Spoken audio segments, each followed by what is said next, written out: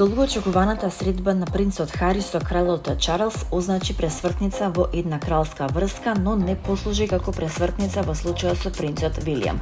Извор близок до кралското семејство изјавил дека ги познава и принцот Хари и принцот Вилијам и истакнал дека нивната врска е целосно нарушена. Мислев дека досега малку ќе се смири, но нема напредок, особено од страна на Вилијам. Нема контакт, рече тој.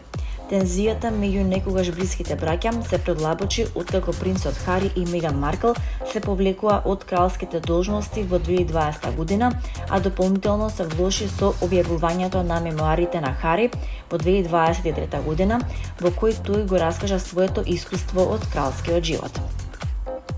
Патувањето на принцот Хари во Обединетото кралство вклучуваше долгоочекувана средба на кралот Чарлс и сопругата на Хари и нивните деца, принцот Арчи и принцесата Лилибет. Во меѓувреме, принцот Вилијам присуствуваше на годишниот добротворен надпревар во Виндзор со Кейт Мидлтон. Непријатно изненадување ја дочека Светлана Цица Ражњатовиќ по враќањето од Шпанија. Пејачката на социјалните мрежи објави видео на кое се гледа дека нејзината вила на Дедиње е зафатена од поплава.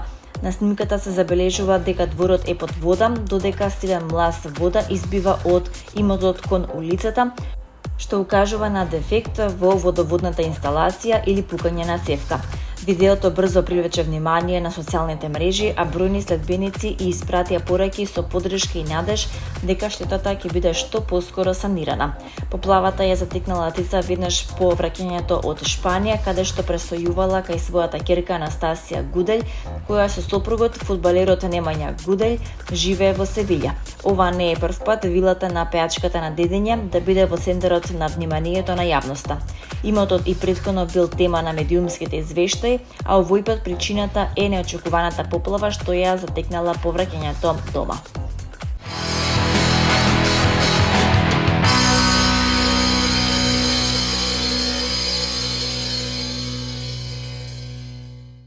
Охридскиот регион е пред најсериозниот предизвик откако е ставен под заштита на УНЕСКО.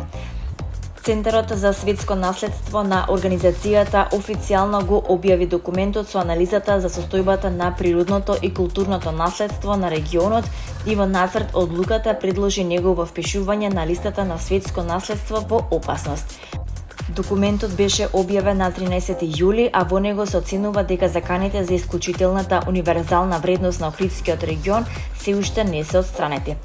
Сепак, ова не значи дека Охрид веднаш го губи статусот на светско наследство. За предложената одлука треба да гласа Комитетот за светско наследство на својата 48-ма сесија, која ќе се одржи од 19 до 29 јули во Бусан, Јужна Кореја. Комитетот може да ја усвои одлуката да направи измени или повторно да го одложи гласањето.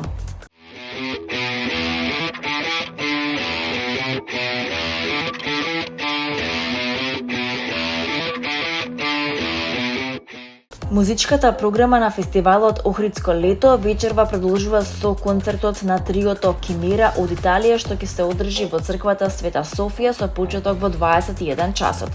Триото го сочинуваат пианистката Марта Черета, виолинистот Стефано Ракаљи и виолинчелистот Ѓорџо Лукини. Кимера е оформено под менторство на Патрик Јует на Високата школа за уметности во Берн и неговите членови се здобиваат со магистериум по камерна музика во 2023 година. Во Италија студираат со квартетот Кремона во Центарот за гудечки инструменти Стауфер, а постдипломските студии ги завршуваат на конзерваториумот Боито во Парма под стручно менторство на квартетот Парма. Инспирација и искуство црпат од соработките со Миша Мајски, Амирам Ганс од триото Алтенберг, од Антонио Менезес и од Екарт Рунге, кој е член на квартетот Артемис.